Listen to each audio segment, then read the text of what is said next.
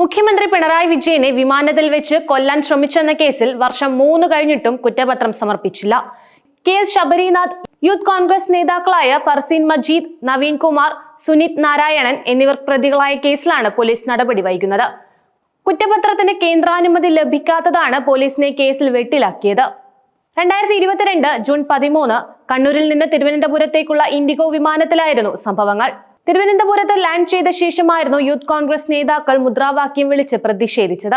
മുഖ്യമന്ത്രിയെ വെച്ചേക്കില്ലെന്ന് ആക്രോശിച്ചുവെന്നും വിമാനത്തിന് ഭീഷണി ഉണ്ടാക്കിയതെന്നുമായിരുന്നു FIR-ൽ ഉണ്ടായിരുന്നത്.